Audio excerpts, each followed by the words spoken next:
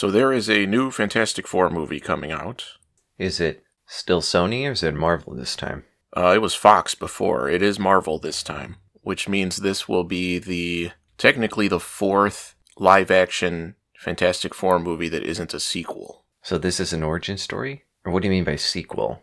Because they did a sequel to the first Fox one. There was the Roger Corman one that we covered before that then got copyright blocked. Then there was the first Fox one, which they did a sequel to. Then there was another Fox one, and then now there's this one. I've only seen the Roger Corman one. Well, that's the best one so far. Actually, I never saw the newest Fox one, but I've heard nothing but bad things about it. So I assume Galactus is showing up? Yeah. Has Galactus shown up in any other Marvel stuff so far? He was in the second of the first Fox attempt of Fantastic Four movies. No, I mean Marvel-made movies. No. They didn't have him until they got the Fantastic Four back from Fox, until Disney bought Fox or whatever. And apparently there is a female version of the Silver Surfer, because they always have to change something. Didn't he have a girlfriend? Well, yeah, but then Galactus also had a female herald, Nova, at one point. But apparently, I just found this out yesterday.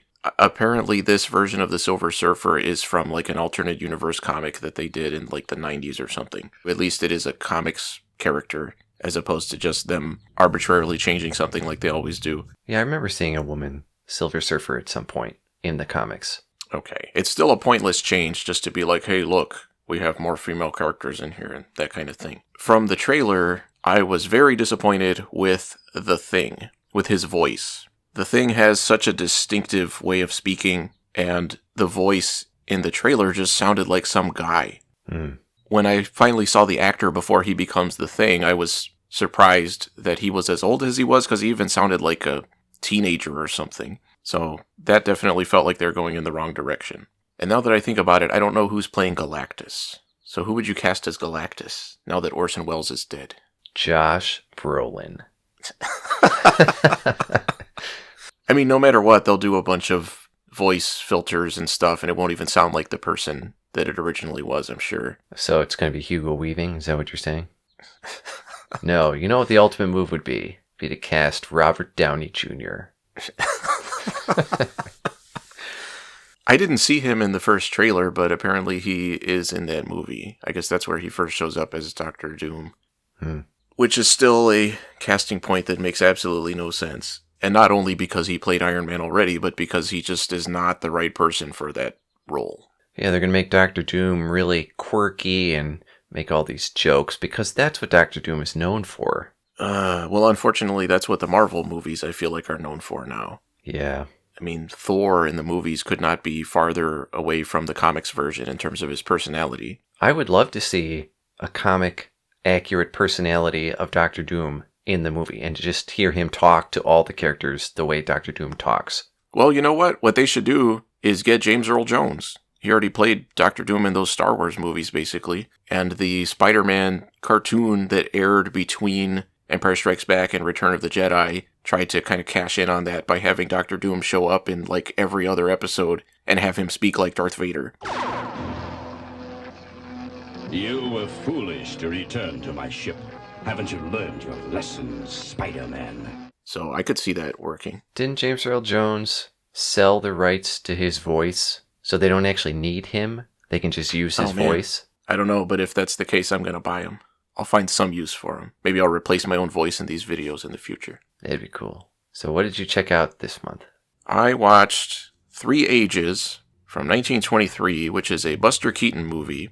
The first one that he directed himself. This movie jumps back and forth between the Stone Age, ancient Rome, and the modern age, with the premise that love makes the world go round, and it always has. So you have kind of the same plot line happening in all 3 eras, with all the same actors playing the same parts, where Buster Keaton is in love with this girl, but there's this bigger, stronger guy that's getting all her attention, and he has to find some way to kind of beat him. It was a little bit slow at times, but it was much better than Steamboat Bill Jr., which I talked about before. It was legitimately really funny at times, and there are some gags in this movie that I have seen pop up in lots of other places, like the Romans having a watch that is a sundial, stuff like that. Very simple visual gags that just work. In terms of stunt work, there's not as much as what he's known for, but there were still some impressive ones. But for me, the most impressive aspect of it was the sets in the Roman era. I assumed they had to have been built for some other movie or something. I can't imagine that they built them just for this, but they were impressive. And the Stone Age stuff is pretty much, let's just go outside and shoot outside. But yeah, it was an entertaining movie. It was pretty funny.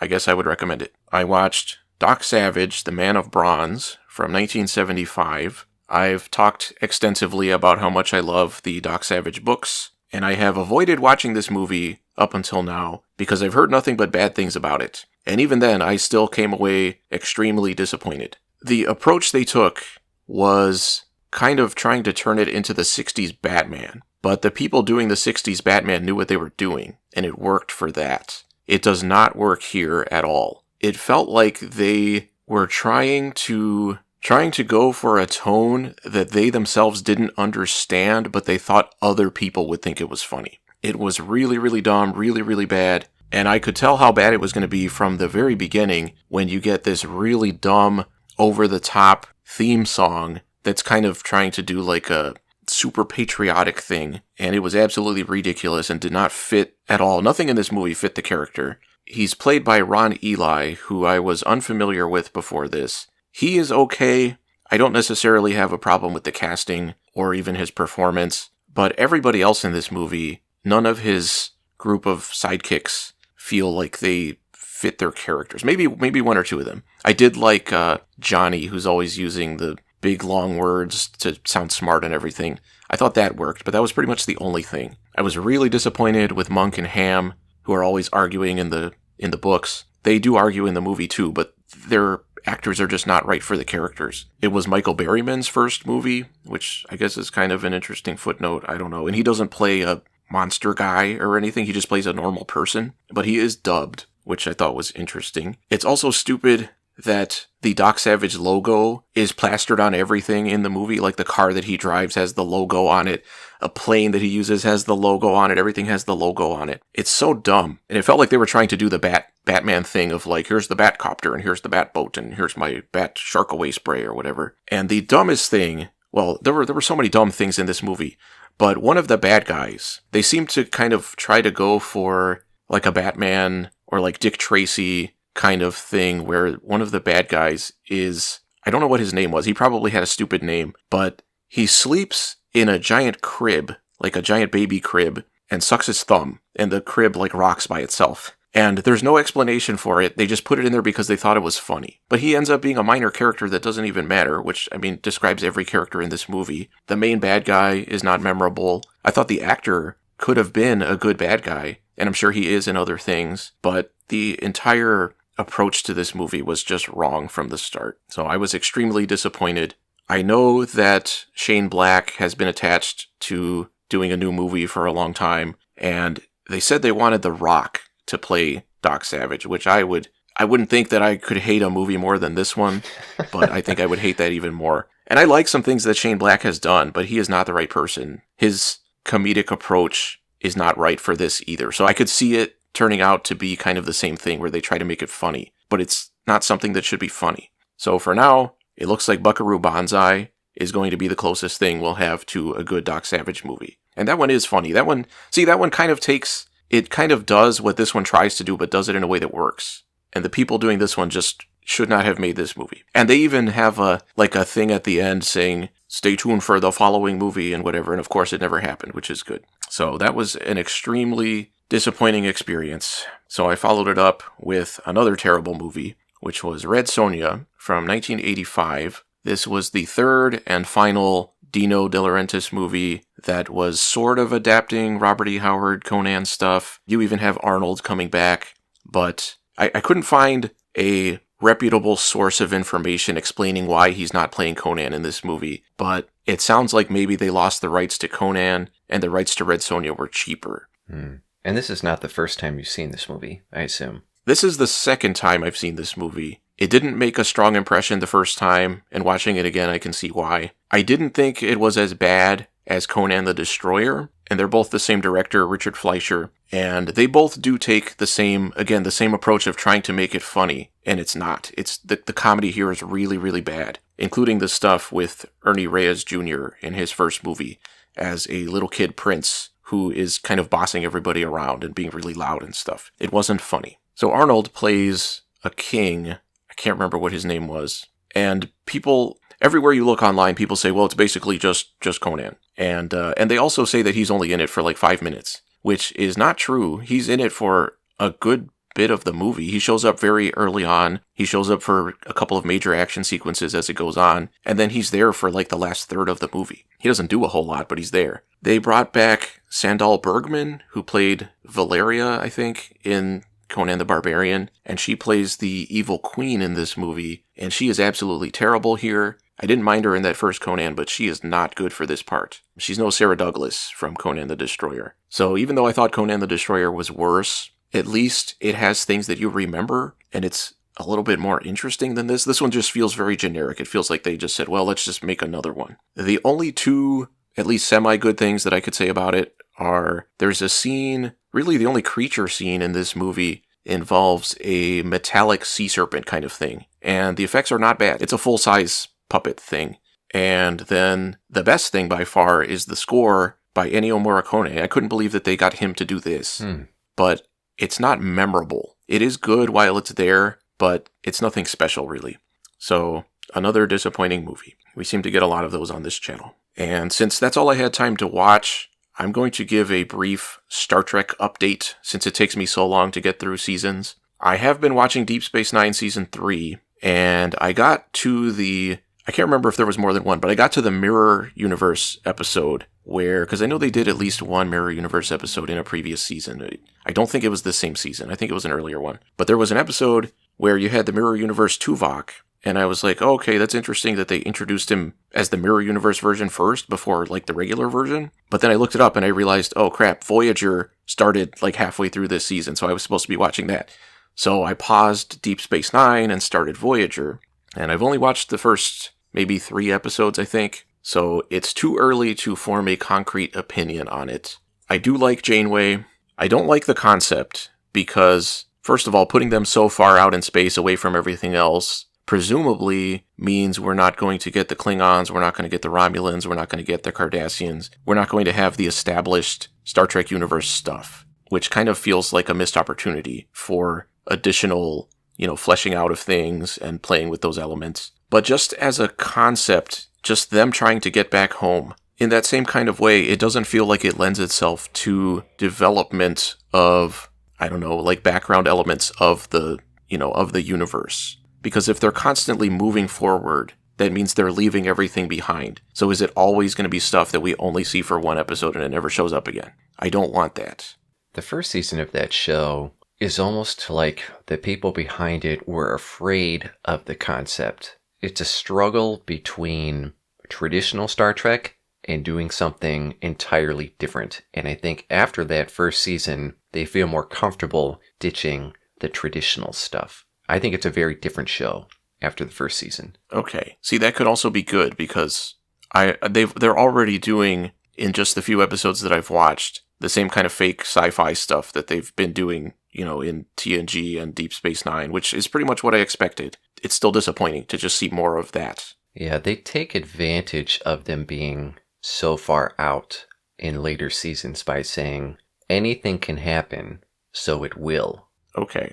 And that makes me more interested to keep going. Yeah. But I do like some of the characters that they've set up. I mean, again, it hasn't been long enough to really get a grasp on some of them and to see how they're going to keep playing off of each other. But I like some of the tensions that they've established. And it was the same with Deep Space Nine. But Deep Space Nine, where I'm at now, already kind of feels like it's... And I feel like I said this with Season 2 also. It feels like it's kind of settled in. And it's just kind of like, here's another episode of Deep Space Nine. Is anything important going to happen? No. It's just another episode, which is disappointing. But that's not to say that I'm not enjoying it. But what I appreciate about Deep Space Nine is it is doing more of developing the characters and developing the kind of, I guess I would say, political situation with like the Cardassians and the Bajorans and everything else going on. That's the stuff that doesn't require any fake sci-fi crap. So they can do that and have it work. But when they come up with some dumb plot of like, oh, why are people disappearing? Or why are there 16 versions of whatever? Why is the universe turning inside out? as soon as an episode like that starts, I already know it's not going to make any sense. So that doesn't exactly make me want to keep watching those kind of episodes. So that's what I hope Voyager doesn't do. I hope it makes more sense than that, but I don't think it will. Yeah, I would say Voyager makes the least amount of sense overall. Great. But I would say they have more fun with it than the other shows too. Okay, that could help. That could potentially be enough, but I'll honestly say that I'm not super invested is what I would say. I enjoy them well enough, Voyager and Deep Space Nine so far, but it's not the kind of thing where I'm like, oh man, I gotta go watch some more. So that's part of why it takes me so long to get through them. One of my favorite parts of that show, the small things, is watching the impacts of the ship. Because in Next Generation, they kind of grip their armrests and shake around a little bit. Yeah. But by the time you get to Voyager, people are being thrown all over the place. Whoever's behind the camera is just letting it go freestyle. It's insane. But in reality, it's probably more realistic. Yeah, I will look forward to that then. That's everything I watched. I read The Cut by C.J. Dotson, which is a horror novel that just came out this month, April 2025. This is about a pregnant woman who takes her 3-year-old daughter and flees from her abusive fiancé and ends up living and working in a hotel that's very old, and weird things happen there. People keep disappearing. She keeps hearing weird noises and stuff. And as it goes on, it becomes clear that there's some kind of conspiracy or something with at least some of the people at the hotel. Like some of them seem to be aware and maybe even involved in whatever's going on. And the cover gives away that there are some kind of creatures in the book. Although I will point out that the tentacle on the cover is red when the creatures in the book are green. So I don't know what's up with that. Full disclosure, I am friends with the author, but you'll know that this is going to be an honest review when I say that I was not crazy about this book. When it started out, my first thought was, oh man, am I going to hate this? Because there's kind of a prologue that thankfully is very short, but I thought it was very poorly put together. It felt like it was kind of tacked on. And I wonder if that's the case, if they kind of said, hey, you should stick something in at the beginning to make it feel like a horror book right from the start. Thankfully, when you actually get to the main character, it gets a lot better. I thought she handled the protagonist's psychological struggles well, because she's very paranoid that her fiancé is going to come after her.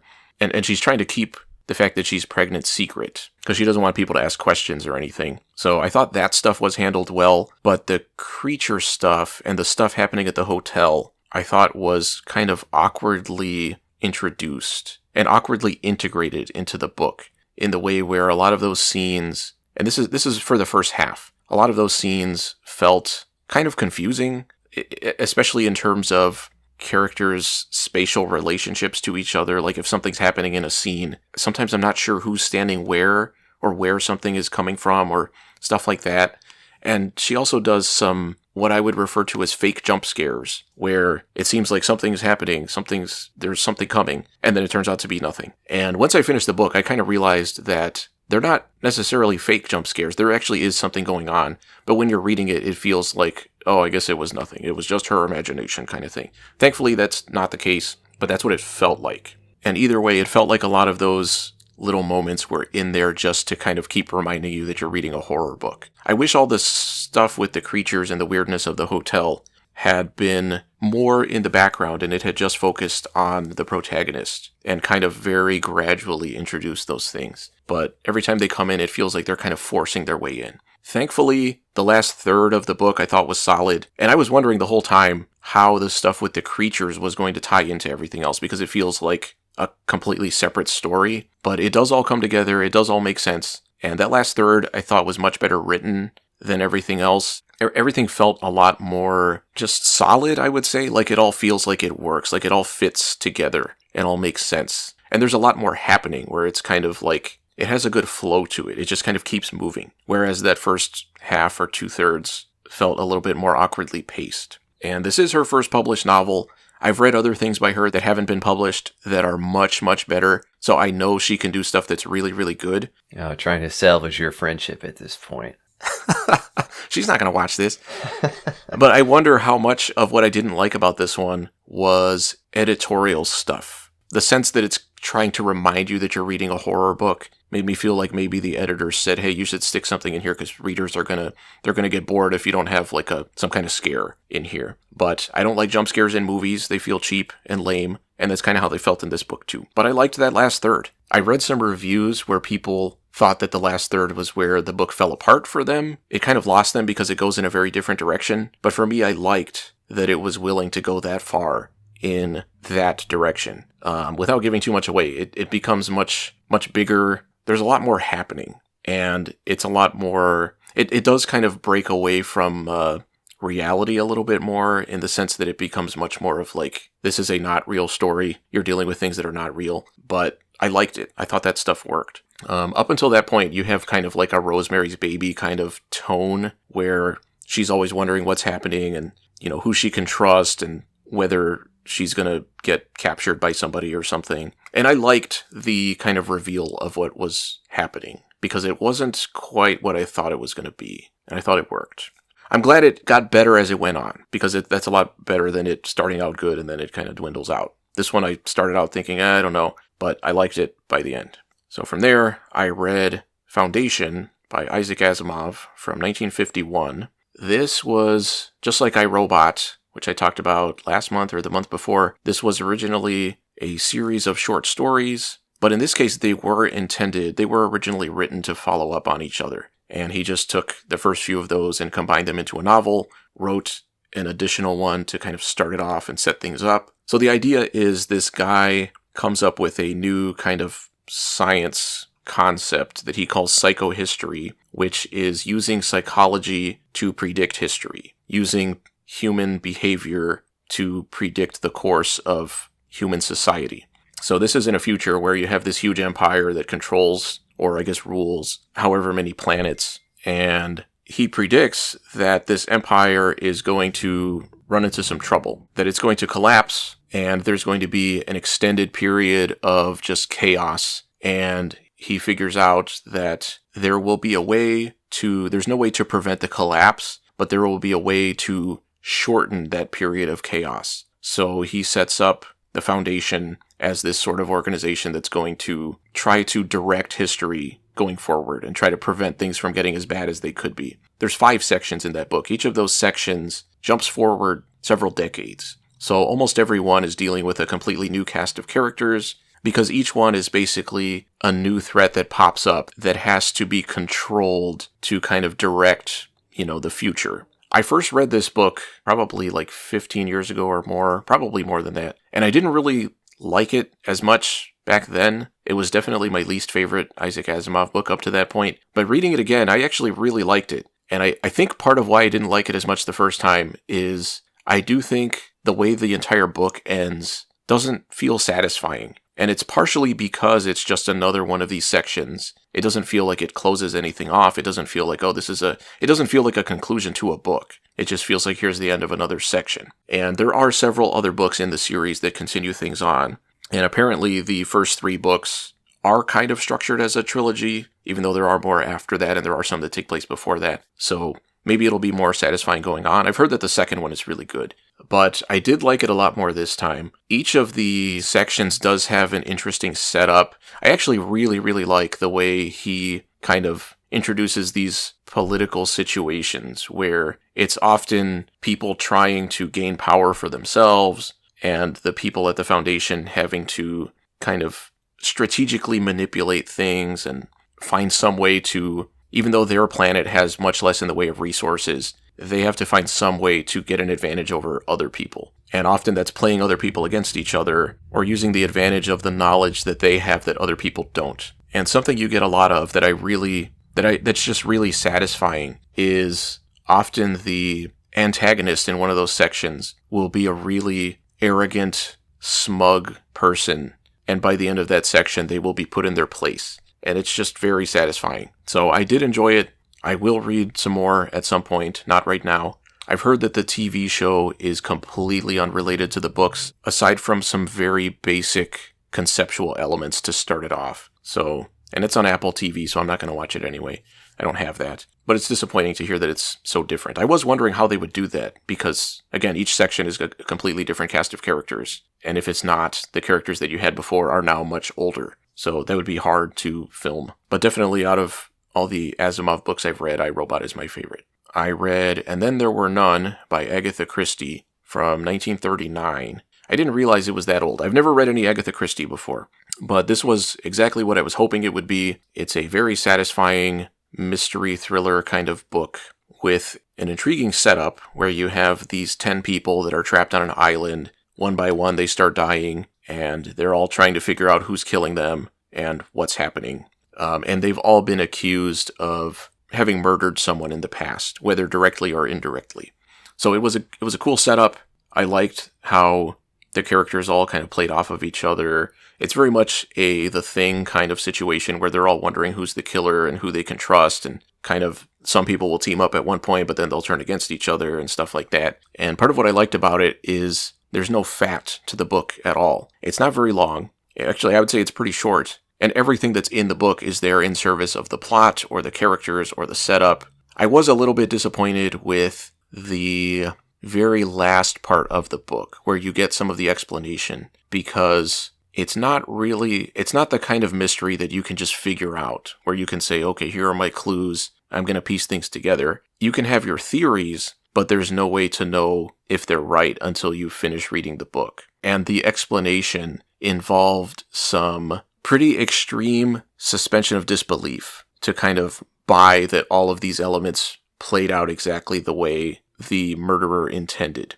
It kind of made me think of like watching The Dark Knight, where the Joker has all these intricate plots, and if any one part of it doesn't work, then the entire thing collapses. But it just happens to work out. It was kind of like that, but this book is much better than The Dark Knight. I still really liked it, and I definitely want to check out more Agatha Christie. I already bought a big collection of short stories by her, but I probably won't have time to get to them anytime soon. And that's everything I watched and read. I've still been playing Fallout New Vegas. I'm approaching the way I play it differently from the other Fallout games now, because I've talked about how what I like about the others is putting myself in the character and kind of making myself part of that world. But this one I'm playing more like a typical video game. Like usually when I'm playing, you have your compass at the bottom that shows you where enemies are and shows you where, like when you're near a location to discover or something like that. And in the other games, I don't look at that. I put myself in there. I say, what would I know if I was here? I wouldn't know that there's a location to discover over here. So I just go by what my own senses would have told me. At this point, I'm not invested in the game in that way. It's not satisfying me like that. So I'm openly just going out and exploring and finding the different locations that otherwise I would probably never find. And that's the way most people would play it, I think. People that play it like that, that's part of why they like this one more, I think, because there are a lot of little, I don't know, I mean, the other games had that too, a lot of little kind of subplot things, I'll say, like side missions or whatever, that you can kind of play through that you would only find if you either happened across that area or you went out and looked for it because you saw that there's a location to find. But for me, it's way more satisfying when I happen across it, when it feels like it happens organically, like I'm in that world and I just came across this town and I started exploring. So it's, I am liking it, whatever. I wouldn't keep playing it if I didn't like it, but I can't help still being super disappointed compared to Fallout 3 and 4. And that's everything I did this month. So what did you check out? I watched a 2013 movie called Horns, that Daniel Radcliffe one. Are you familiar? I've seen the poster. So he's this dude who is accused of murdering his girlfriend, so the whole town is against him. But he didn't do it, but he can't exonerate himself, so he's very distraught. And one morning he wakes up with some horns. And as they grow, he finds out that anyone he talks to is entranced by them and reveals all of their inner thoughts and secrets. And there are some really awkward situations, some humorous ones, but eventually he uses this newfound power to uncover what actually happened to his girlfriend. And there are a lot of secrets and betrayal and uncovering of the past. It's pretty basic. It actually wasn't that great. Maybe for a teenager who wanted something they thought was cool. You know, it's a movie you'd go to see with your friends in the theater in 2013 and you're in high school. I mean, it sounds like a concept with potential. Yeah, but the execution was lacking. The ending really stood out, though, because there's this huge CGI transformation scene and a snake, which, rest assured, did not look good. I'll put up a picture of this snake because the snake like shoves its way down this guy's throat like this huge python. Okay. And the whole thing was based on a novel by Joe Hill, if that helps you understand what kind of movie it was. Okay. The only thing I read by him still was The Black Phone, which I wasn't crazy about. I watched the third season, the third and final season of Avatar, The Last Airbender, and the last season aired 2007, 2008. And after season 2, I was really looking forward to this. Unfortunately, it lost the momentum that season 2 finished with. Had a pretty weak start, but it picked up again near the end and had a satisfying finish. Season 2 was definitely the strongest of the three, and I'm glad I finally made the time to check this show out. Character development in this season is still good, and I really like the use and animation of facial expressions in this show. That really stood out to me. It was very effective. And after this season, the storyline continued via comics, and there's a sequel show set 70 years later that I will probably check out at some point. After I finished the show, I watched about 20-30 minutes of the live-action Netflix adaptation, which just takes a cartoon and does a live-action version of it. And I'll tell you right now, I will not be watching any more of that. One thing I really liked about the cartoon was that it wasn't dumbed down just because it was for kids. The live-action show, even in just the first 20 minutes, it was very pandering, visually, production-wise, it looked cheap, and the acting was so bad. Maybe it gets better? I'm not going to find out. I watched Willow from 1988 because Val Kilmer died recently, so the algorithms are on overdrive, shoving all of the stuff that he was in to us. You've seen Willow. Of course. I used to love it as a kid, but I don't think I would love it now. Okay, this is the first time I've ever seen it. All I knew about it beforehand was it was a fantasy movie that George Lucas wrote sometime after Star Wars. It was a decently made 80s fantasy movie. The special effects and production design were really well done, but the narrative wasn't very exciting. It definitely felt like something kids would enjoy more than adults. I agree that you probably wouldn't be really into it now. And I read that Lucas wanted to explore the same themes as Star Wars, but really after Return of the Jedi's direction towards selling toys, it's not really surprising that Willow turned out the way it did. I did really like, though, how unhinged and creepy the antagonist got at the end. Do you remember that? No. When the evil sorceress queen, her whole face starts to kind of Palpatine as she's using all her magic and stuff. And Willow manages to save the good sorceress old woman. And they both know magic. And it was really funny to watch these old women who both know magic and could cast spells at each other. At one point, they just start slugging each other. That was awesome. And how does that tie into Buffy? Because it's Willow doing magic. Oh. Yeah, I don't know. I do know that that was originally intended to be its own whole franchise and everything, because it's George Lucas. And I actually have a book that's supposedly is written by George Lucas and Chris Claremont. That is like another story set in that world, but I haven't read it. Well, there's a sequel series recently on Disney Plus, but I think they've taken that down. And from what I read, it was to avoid having to pay residuals and royalties to people. Yeah, that's why a lot of streamers are taking shows down, apparently. Physical media all the way. Yeah. I'll have to import my Australian copy of Willow 2 or whatever the show is called. It's still called Willow, but the O is a 2. I watched Matilda from 1996.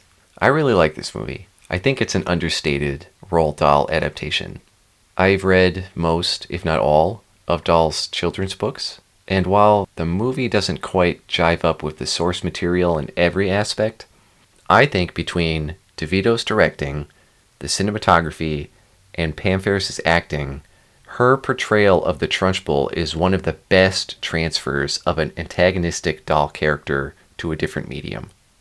I don't know, I thought the Giant Peach gave a good performance. Uh-huh. Well, that movie came out the same year as this one, I think, which is odd. And I found out that the cinematographer for Matilda worked with Tim Burton on Edward Scissorhands and Batman Returns, so that makes a lot of sense. It's probably how Danny DeVito met them, I would assume. Probably. Pam Ferris is so good in this role. And there's some roles I didn't even realize it was her. You've seen Children of Men. Yeah. She's the midwife in Children of Men, and I never made that connection. Okay, I know who you're talking about from Children of Men, but I never knew who that actress was. I don't think I've seen her in anything else. I remember in the theater, my family went to see this movie, and when the Trunchbull showed up, it scared my brother so much that we had to leave. How old was he?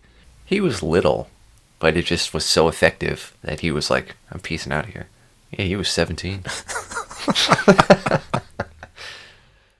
I watched Touch of Evil from 1958, and it is a movie where a Mexican lawyer, played by Charlton Heston, is pulled into a murder investigation at the U.S.-Mexico border, where someone was blown up. I think it was a car bomb. Orson Welles is the lead detective on the case, and he has a good track record for solving cases, but it turns out it's because he plants a lot of evidence and twists things to work out the way that he claimed they did.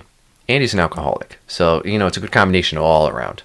And in this case, too, he frames a guy, but because Heston is around this time and he's poking holes in the case, Wells teams up with a local mobster to get him out of the way, and it all just unravels by the end. It was good. There was a lot of really unique camera work and solid film noir lighting, which makes sense because that's what Wells was doing back then. And he directed the movie too. Pretty much everything worked, aside from a couple of the side characters. And after the movie was done, the studio didn't like how unconventional some of it was, so they recut it. There was a bunch of back and forth. Different versions came out, so I'm not actually sure which version I watched, but it was good. Tell me that Charlton Heston does a bad accent. He does not do an accent at all. But he has said in interviews that he wishes that he had done an accent. Okay, I'm a little disappointed then. I read My Name is Shingo, Volume 4, and I was really looking forward to reading this. I've talked about the previous 3 volumes already, and I was surprised that this one focuses almost entirely on newly introduced characters. The only common link is the robot itself. So I'm just going to pick up a story from where I left off. I'm not going to recap the first 3 volumes. I don't know how much you remember from what I said before. Probably not that much. I don't remember anything from the last volume. I remember when they were on the roof.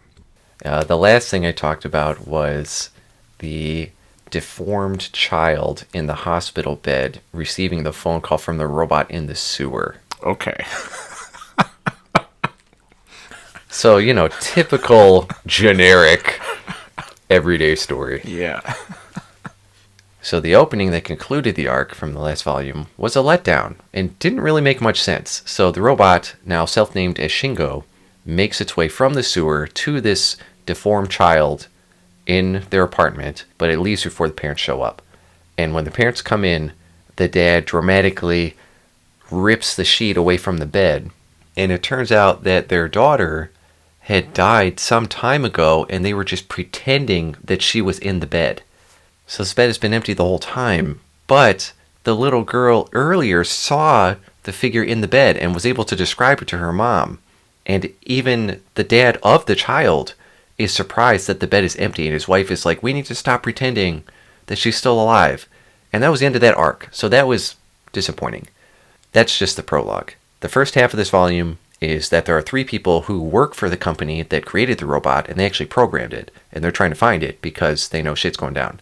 And they accost the little girl, Satoru's neighbor, and they try and find out what happened to the robot, but she denies knowing everything. But in reality, she and her friends have discovered the robot in some abandoned building.